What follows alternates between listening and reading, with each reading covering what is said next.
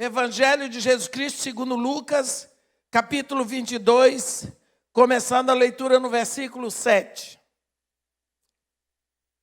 Chegou o dia da festa dos pães asmos, em que importava comemorar a Páscoa.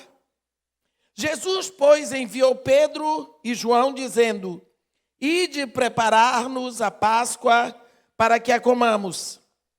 Eles lhe perguntaram: Onde queres que a preparemos?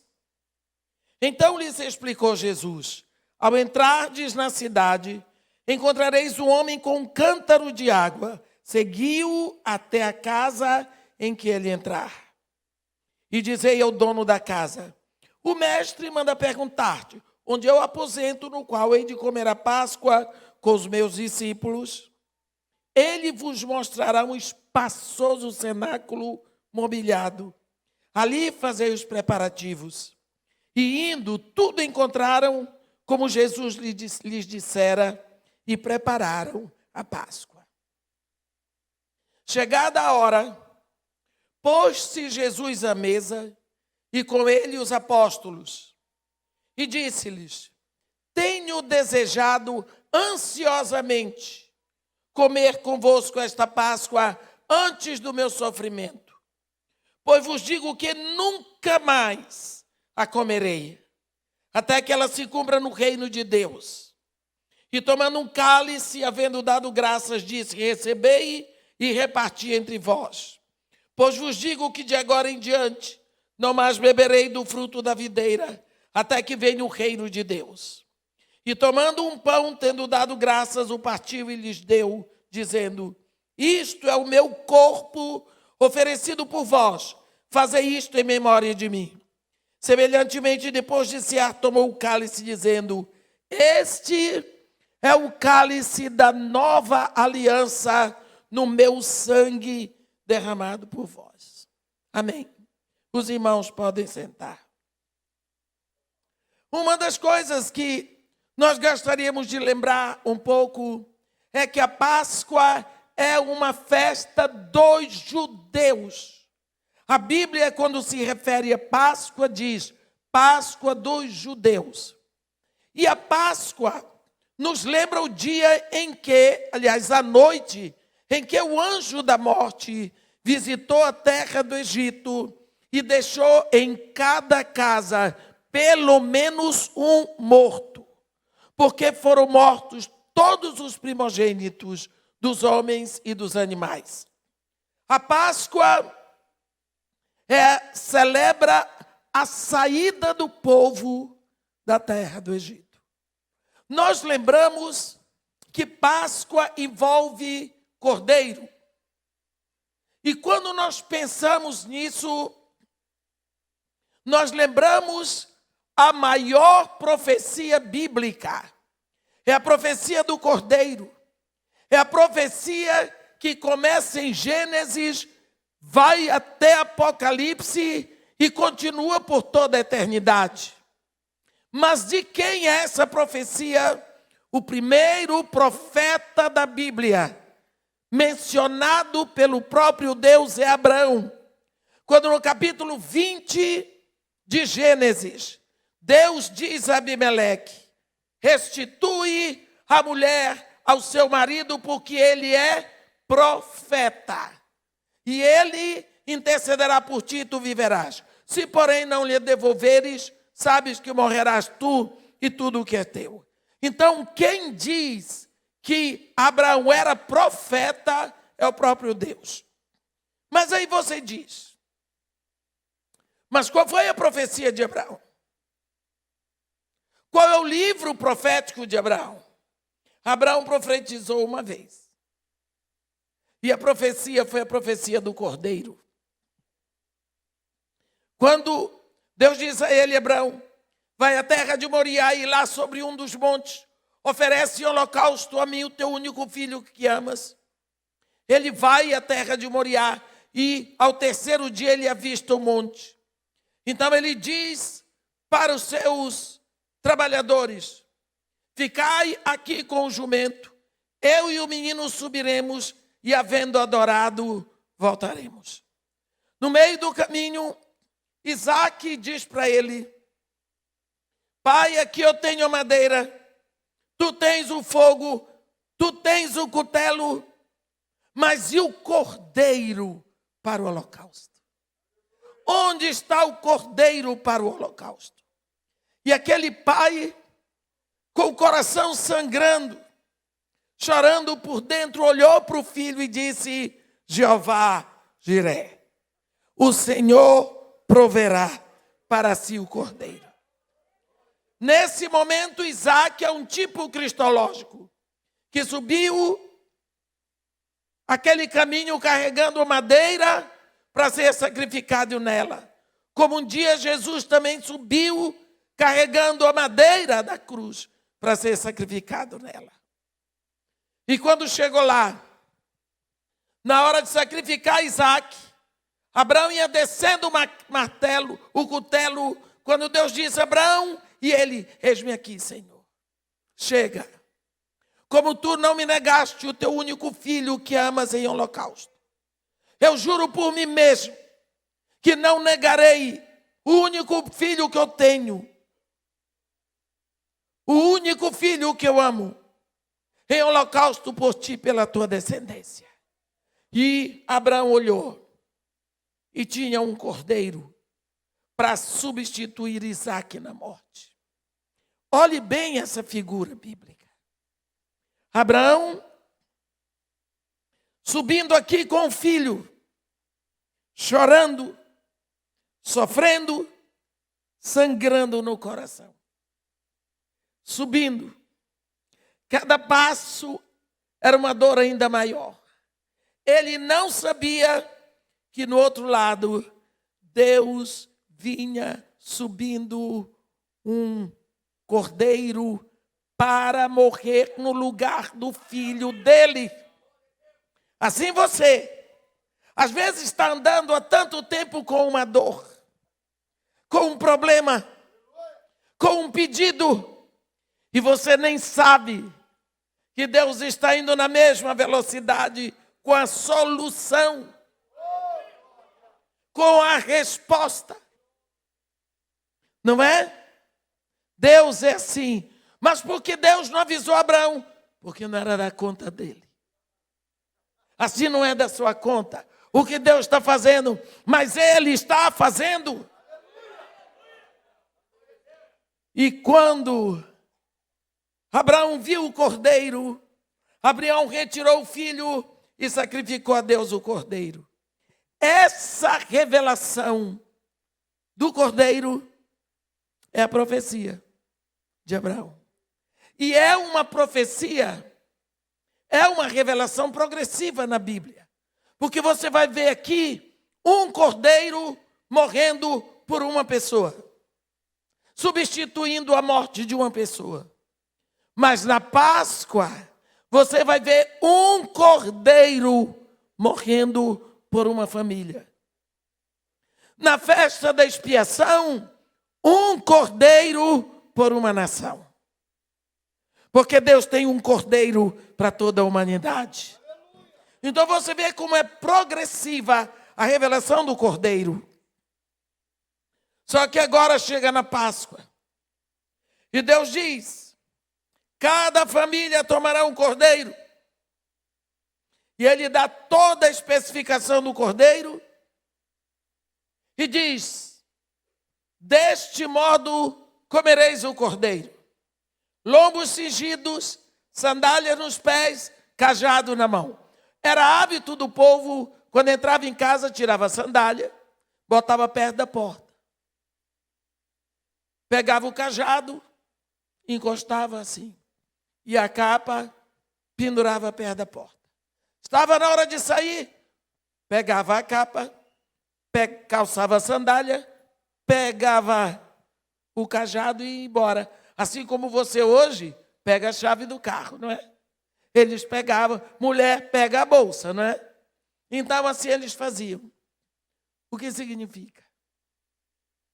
Vocês se vestem, se calçam, pegam o cajado e comem o cordeiro. O que significa isso? Quando o cordeiro entrar no seu estômago, você sai da escravidão do Egito. Revelação Um dia, quando o Cordeiro de Deus entrar no seu coração, você sai da escravidão do pecado. Acabou. Então, chega o dia deles saírem. Mas Deus diz: este dia vos será por memorial, e vós o celebrareis como memorial ao Senhor pelas vossas gerações. Porque neste dia eu tirei as vossas hostes do Egito.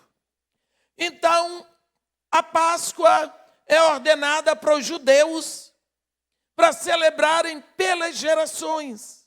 Então, todos os anos, o judeu celebra a Páscoa.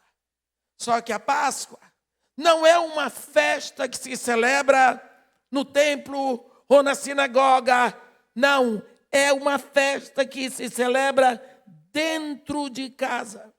Cada família teve o seu cordeiro. Se a família era muito pequena para comer um cordeiro, convidava uma família vizinha para que eles se reunissem. Isso foi passado de geração em geração. Toda criança nasce, cresce, fica velho, celebrando a Páscoa. Então, todo judeu sabe o que é Páscoa. Todo judeu sabe como se prepara a Páscoa, como se comemora a Páscoa. Agora, nós vemos primeiro ano de ministério de Jesus. Páscoa. Como foi a primeira Páscoa de Jesus no seu ministério? A Bíblia diz em João, no capítulo 3, João, capítulo 3, eu creio que é 3.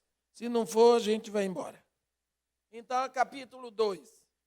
Capítulo 2 de João vai fazer menção da primeira Páscoa de Jesus no seu ministério. Foram 3 anos de ministério. Primeiro ano.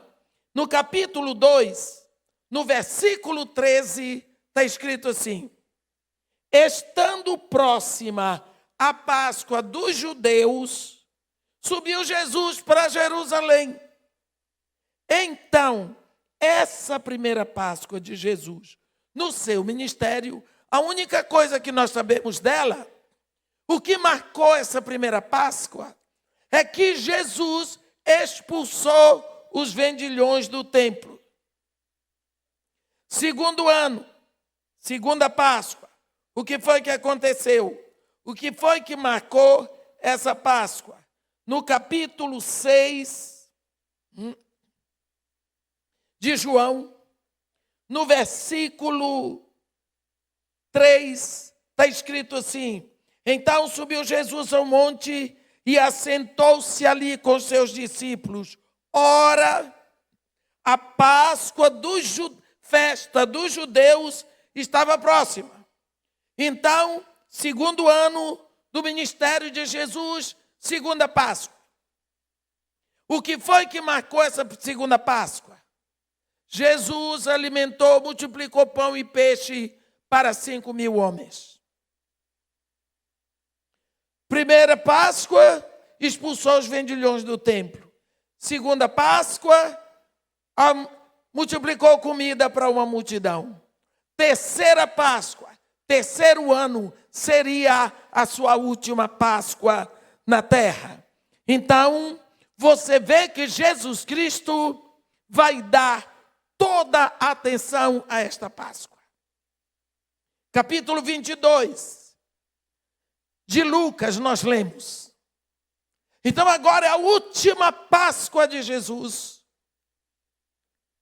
E diz assim: chegou o dia da festa dos pães asmos, em que importava comemorar a Páscoa. Jesus chamou João e Pedro e disse para eles: ide preparar-nos a Páscoa para que a comamos. Você viu que simplicidade? Todo mundo sabia como preparar uma Páscoa. Jesus Cristo chamou Pedro e João sabendo que eles sabiam como preparar uma Páscoa. Era uma coisa que eles preparavam desde pequenos e viam todo mundo preparar. A única pergunta que eles fizeram: onde quereis, ou onde queres, né? Onde queres que a preparemos? Quer dizer, eles sabiam preparar, não tinha problema, eles só queriam saber o lugar. E Jesus deu para eles uma pista tão interessante. Vocês entram na cidade e vão encontrar um homem que vai carregando um cântaro. Seguiu. Isso era uma coisa que chamava atenção. É mesmo dizer assim, você vai entrar na cidade, você vai encontrar o pastor Jaime de salto alto. Porque pastor Jaime não usa salto alto, graças a Deus. Sabe por que eu estou dizendo isso? Porque naquela época o homem não carregava cântaro. Era coisa de mulher. Era mulher que carregava cântaro. Mas esse homem vai chamar a atenção. Jesus disse: quando vocês entrarem na cidade, vocês vão ver um homem carregando um cântaro. Sigam esse homem. Na casa onde ele entrar, vocês entram e dizem ao dono da casa: o mestre manda dizer-te, manda perguntar-te, onde é o aposento no qual hei de comer a Páscoa com os meus discípulos? Ele vos mostrará um espaçoso cenáculo mobiliado. Ali fazei os preparativos. A Bíblia diz que eles foram e encontraram tudo direitinho do jeito que Jesus disse. Viu o valor da obediência? Fizeram o que Jesus disse e deu tudo certo. Se eles tivessem ido para outro canto. Bem, tudo preparado. Como é que se prepara uma mesa para Páscoa? Cordeiro assado, ervas amargas, pães asmos, 4 taças de vinho no centro da mesa. Porque a liturgia da Páscoa vai se desenvolver em volta daquelas taças. Porque aquelas taças representam as 4 promessas que Deus deu a Israel. Essas promessas estão em Êxodo, no capítulo 6, versículo 6. Eu vou ler para vocês. Êxodo, capítulo 6, versículo 6, as 4 promessas. Primeiro, eu sou o Senhor, vos tirarei de debaixo das cargas do Egito. 1. Vos livrarei da sua servidão. 2. Vos resgatarei com braço estendido e com grande manifestação de julgamento. 4. Tomar-vos-ei por meu povo e serei o vosso Deus. São as 4 promessas representadas nessas taças. Toda a liturgia da Páscoa vai ser em volta dessas taças. Primeira coisa, está ali: cordeiro assado, ervas amargas, pães asmos, as 4 taças de vinho. Todo mundo em volta, a família em volta da mesa. Levanta-se o pai da família. Eu disse para os irmãos, a Páscoa é uma festa absolutamente familiar. O pai de família pode ter sido mais relapso o ano todo, mas agora ele vai ter que ser o sacerdote. Ele se levanta, ele faz a oração e ele levanta a primeira taça, que se chama Kiddush. E essa taça significa a taça da santificação, a taça da unção. Então, ele explica por quê. e agradece a Deus que eles são um povo ungido, um povo separado de todas as nações. E ele então passa aquela taça que vai andando de um em um na mesa, todos bebem um pouco e o que sobrar vem para ele e ele bebe. Acabou a primeira taça. Agora vem a taça onde eles vão comer o cordeiro e as ervas amargas. E em seguida ele levanta a segunda taça, que se chama Hagadash. É a taça da explanação, em que um dos filhos na mesa pergunta: por que a Páscoa é uma refeição separada de todas as outras? Então, esse líder, esse pai, ele vai explicar o que aconteceu no Egito e o que Deus fez, e como Deus tirou o seu povo do Egito com braço estendido e mão poderosa e grandes manifestações de poder. Então, ele levanta a segunda taça e passa. É a taça da explanação.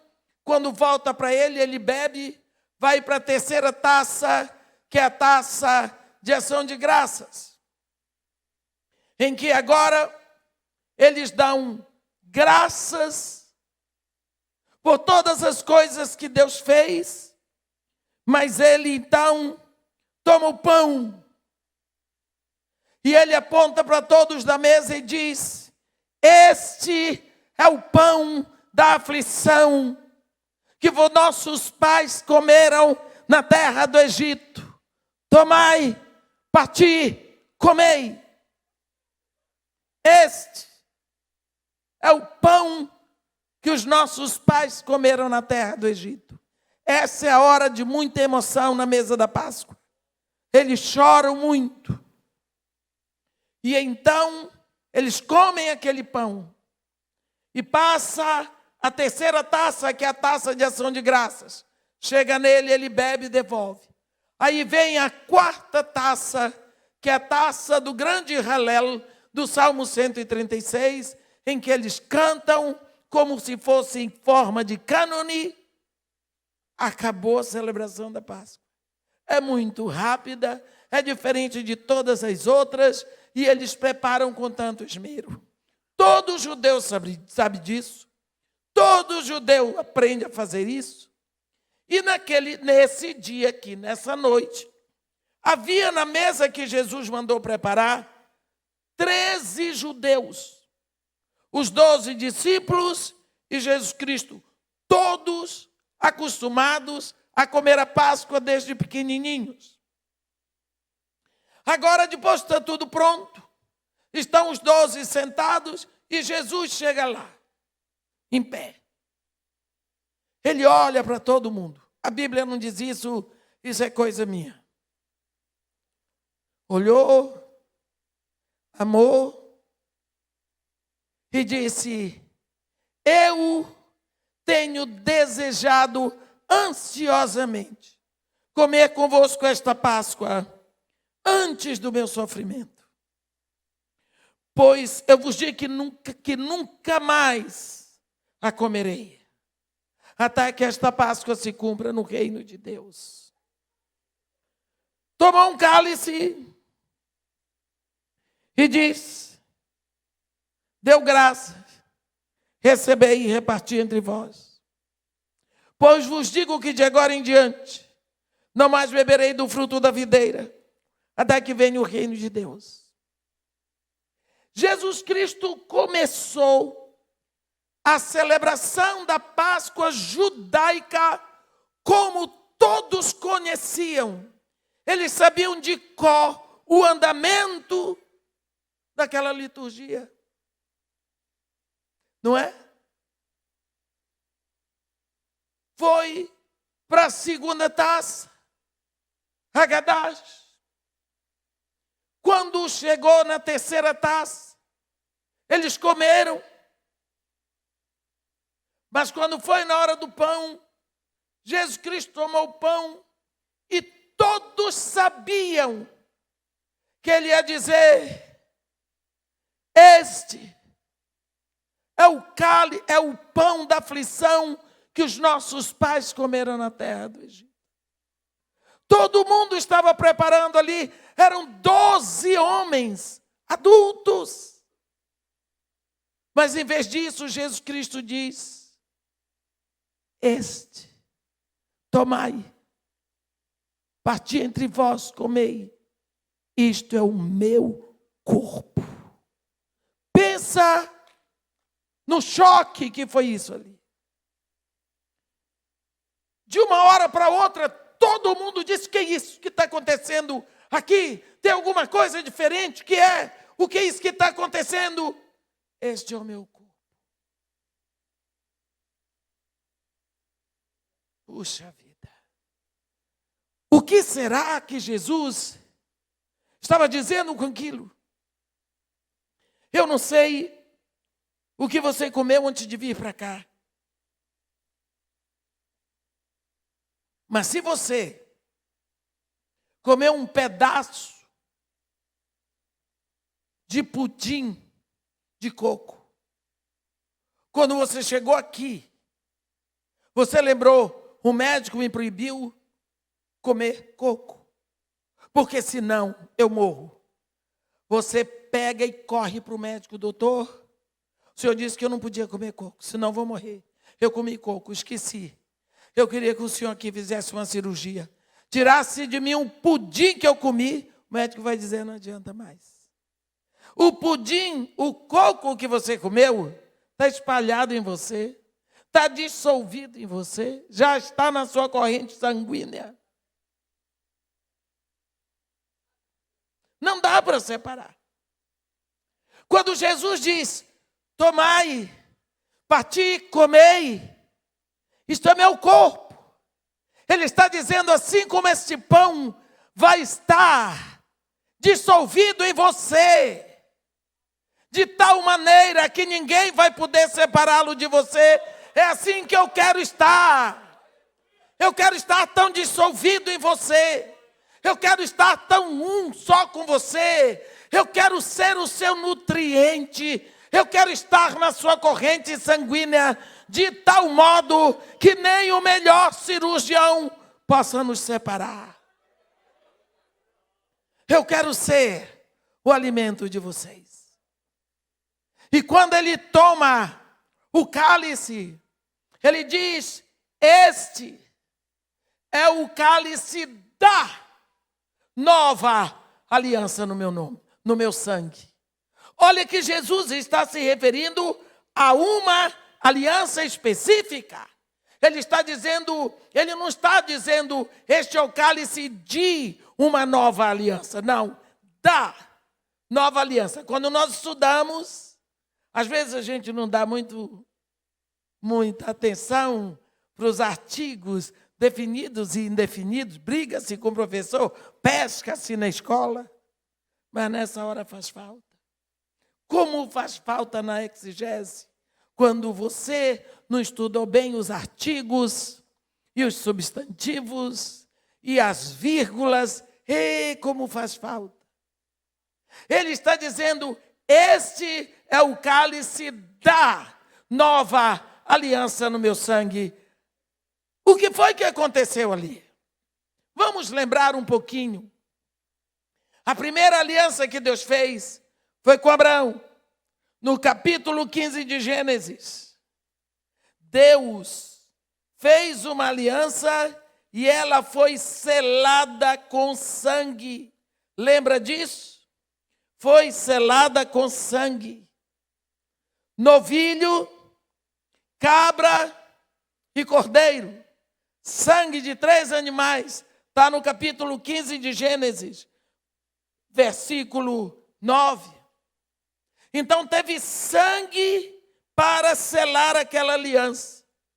No capítulo 24 de Êxodo, Deus faz uma aliança com o povo de Israel, e esta aliança é selada com sangue de novilho.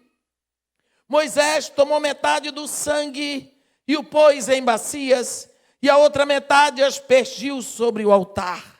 E tomou o livro da aliança e o leu ao povo, e eles disseram: tudo o que falou o Senhor faremos e obedeceremos.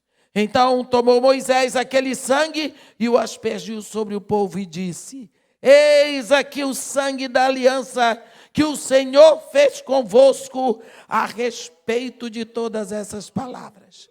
Primeira aliança, selada com sangue. Segunda aliança, selada com sangue. Mas nós sabemos que o povo quebrou a aliança, quebrou a aliança, quebrou a aliança. Mais ou menos 700 anos antes da vinda de Jesus, o profeta Jeremias abre aquela boca abençoada e diz: e acontecerá naqueles dias, diz o Senhor, que firmarei nova aliança com a casa de Israel e com a casa de Judá. Não conforme a aliança que fiz com seus pais, quando os tomei pela mão e os tirei da terra do Egito, porque eles invalidaram a minha aliança, não obstante eu os havê-lo desposado. Porque esta é a aliança que farei com eles a partir daqueles dias. Nas suas mentes imprimirei as minhas leis, também no seu coração eu as escreverei. Eles serão meu povo, eu serei o seu Deus. Não ensinará mais um ao outro dizendo: conhece o teu Deus, porque todos me conhecerão, desde o menor até o maior, porque para com eles usarei de misericórdia, e dos seus pecados jamais me lembrarei. Você sabe o que aconteceu? Coitado do profeta Jeremias. Cadê o sangue dessa aliança, Jeremias? Qual é o sangue que vai selar esta nova aliança, Jeremias? Você está ficando doido? Jeremias, uma aliança que não é selada com sangue, é um documento sem validade. Você enlouqueceu? A aliança de Deus com Abraão teve sangue. A aliança de Deus com Israel teve sangue. Não existe aliança se não for selada com sangue. Jeremias, coitado de Jeremias, meteu com crente é a mesma coisa. E aí agora, Jeremias, sabe que Jeremias caiu no descrédito. Teve problema. Agora, lá naquela mesa da Páscoa, Jesus está dizendo: este é o cálice da nova aliança no meu sangue. Ele estava dizendo para aqueles discípulos: olha, sabe a nova aliança mencionada por profeta Jeremias? O sangue que sela esta aliança está correndo nas minhas veias agora. Jesus sabia que dali a 24 horas ele estaria morto e enterrado. Ele disse: este é o cálice da nova aliança no meu sangue. Ali, ele revelou não apenas que ele era o Cordeiro, mas revelou que o seu sangue selaria uma aliança por todas. Você vê que o profeta Malaquias depois diz: o meu afeto não está, mais uma vez fala o Senhor dos Exércitos, e desta vez por boca do profeta Malaquias: o meu afeto não está em vós, nem continuarei a aceitar oferenda de vossas mãos, porque desde o Oriente até o Ocidente, uma única oblação pura será dada ao meu nome. Pronto. É um cordeiro e acabou. Jesus ali está encerrando os sacrifícios. nele. Ele está dizendo que todos os cordeiros que foram sacrificados apontavam para ele. E que todos os rios de sangue que foram derramados apontavam para o sangue dele.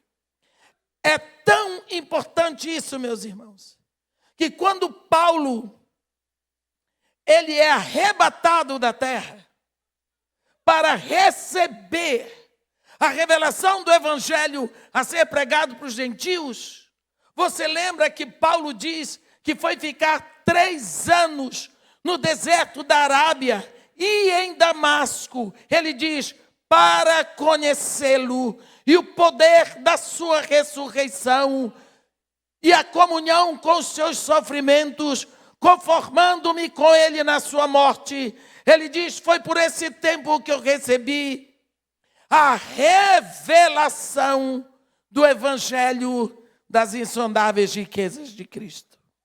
Jesus arrebata Paulo e ensina para ele o evangelho, para ele pregar aos gentios.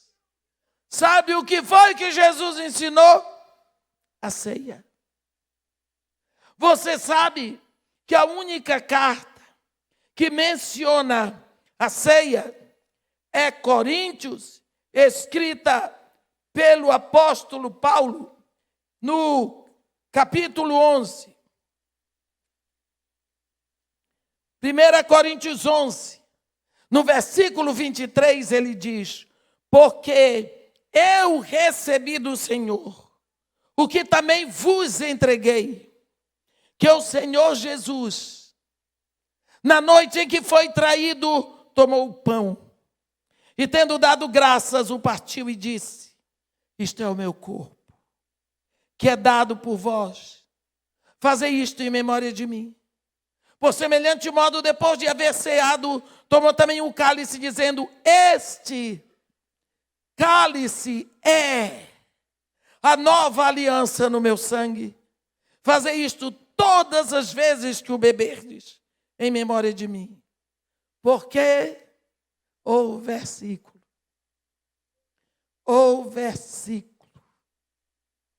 nada seria igual sem esse versículo.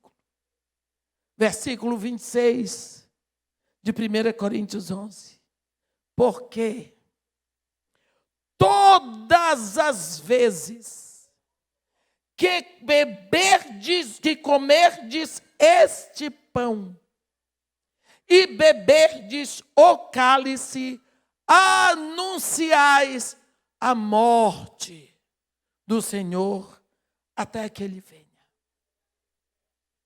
É tão difícil você encontrar a igreja que sabe que quando está ceando, está anunciando a morte.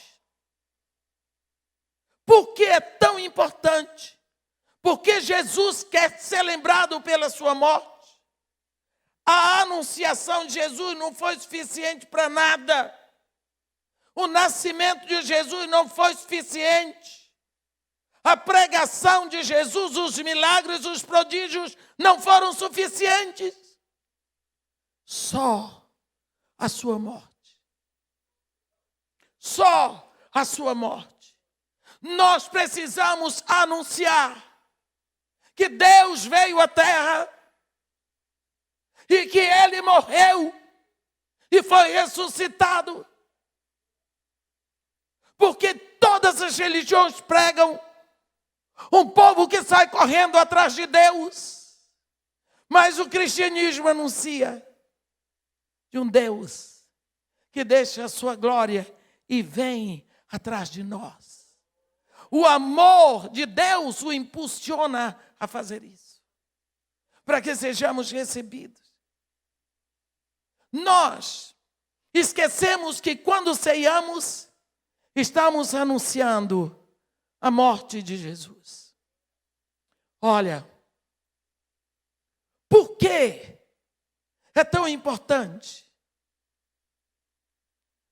Quando Deus criou todos os universos,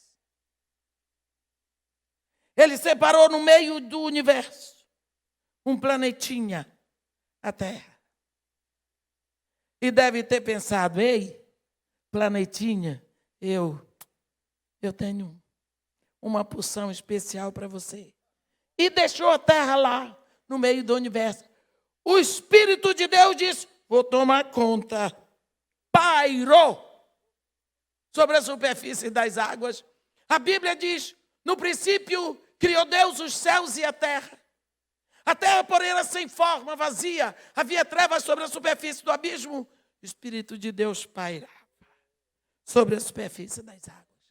Não sei depois de quantos bilhões, trilhões de anos, Deus foi lá e disse, haja luz, e houve luz.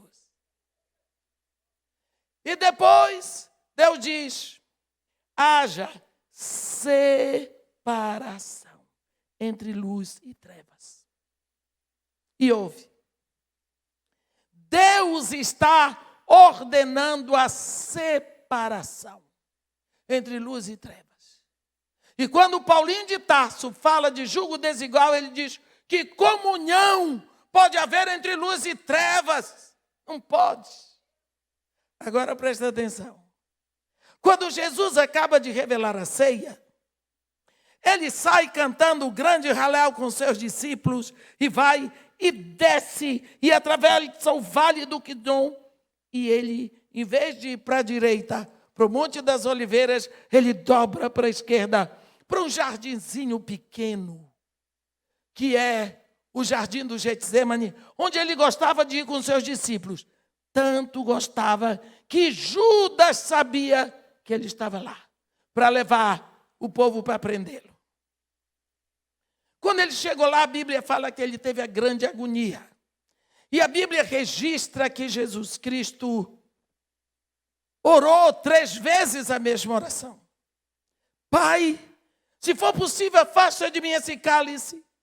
Não seja feita contudo a minha vontade, mas sim a tua que está nos céus. A Bíblia diz em Lucas que Deus mandou um anjo que o confortava. Que cálice é esse? Não é o cálice da dor física da cruz, não. Porque Jesus Cristo veio para a cruz. O escopo dele era a cruz, o projeto dele era a cruz, o objetivo dele era a cruz, e ele queria ir para a cruz. Nós lembramos que quando Pedro tentou dissuadi-lo da cruz, ele disse, arreda Satanás.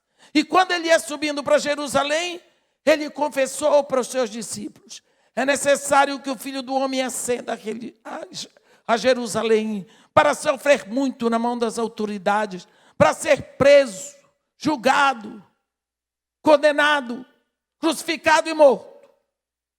Então ele sabia e ele queria. Também o cálice que ele iria beber, que ele não queria beber, não era o cálice da humilhação moral da cruz, que nós sabemos que crucificado e apedrejado eles iam nus. Pense bem. Prenderam o nosso querido Senhor. Quinta-feira à noite. Você acha que aquela turba que batia, chutava, cuspia, ia dizer para ele, ei Nazareno, você quer ir ao banheiro?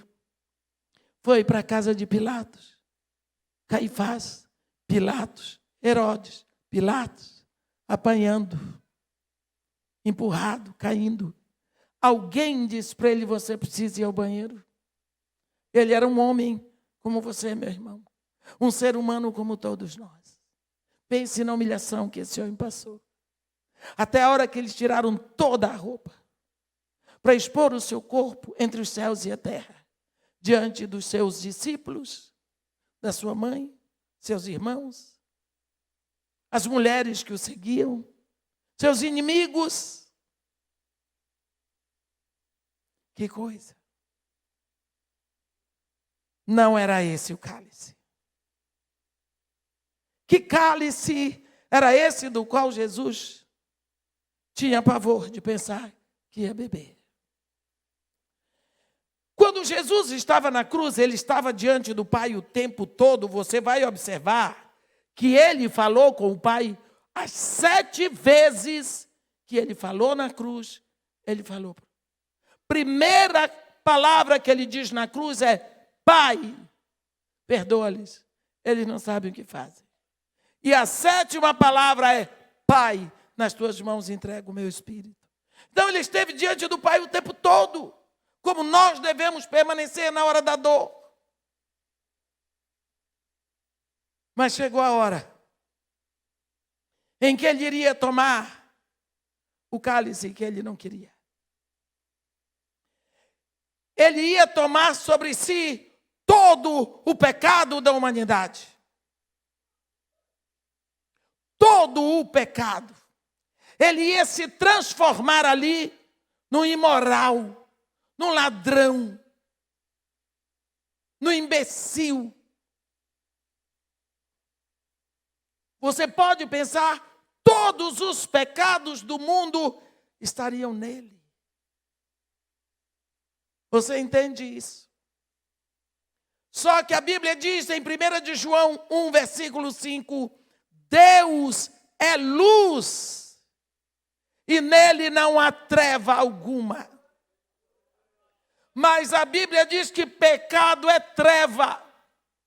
Jesus se transforma numa pústula de pecado, ele é treva pura. Mas Deus continua sendo luz, o mesmo Deus que diz: haja separação entre luz e trevas. E agora Jesus está separado do Pai. E nessa hora ele grita: Eli, Eli, lama sabachthani. Deus meu, por que me abandonaste? Esse é o seu grito. Esse era o nosso grito. E nessa hora ele diz: tudo está consumado. Pai, nas tuas mãos eu entrego o meu espírito. Cumpriu a última profecia. A minha vida ninguém me toma. Pelo contrário, eu voluntariamente a dou. Tenho poder para dá-la, tenho poder para reavê-la. Este mandato recebi do meu Pai. Ele entrega o Espírito. E quando ele morre, vai com ele toda a nossa morte. Vai com ele toda a nossa maldição. A separação de Deus vai com Jesus para a sepultura. E ele vai naquela sepultura, enterra toda a maldição que estava sobre nós. E quando ele ressuscita, a nossa morte ficou lá. A nossa separação de Deus ficou lá. E ele diz aí: ô morte, cadê a tua vitória? E aí o inferno, cadê o teu aguilhão? Porque o aguilhão do inferno é morte. E aí o amor é mais forte do que a morte, porque o amor ressuscita. E a morte fica no túmulo. Ele foi ali levar a sua morte e a minha, a sua separação e a minha. E ele ressuscita e nele todos nós estamos ressuscitados. Por isso, a morte de Jesus é o máximo. É o máximo. Porque nós não precisamos mais temer a morte. Eu gosto quando o rei Davi diz: ainda que eu ande no vale da sombra da morte. Por quê? A morte passou a ser uma sombra. O leão ataca, mas a sombra do leão não ataca ninguém. A serpente pica, mas a sombra da serpente não pica ninguém. A morte amedronta, mas não mata ninguém. Porque nós já temos a vida eterna, que nos foi possível pela morte de Jesus. Por isso, todas as vezes que comemos deste pão, bebemos deste cálice, anunciamos a morte. Ele diz: todas as vezes que o fizerdes, fazei-o em memória de mim. Não é em memória dos cordeiros que foram mortos em todas as Páscoas, mas de mim.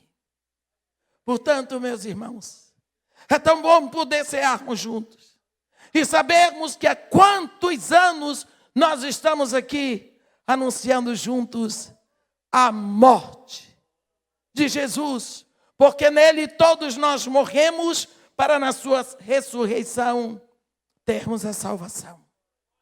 Todas as vezes que comerdes deste pão e beberdes deste cálice, anunciais a morte do Senhor até que Ele venha. Amém.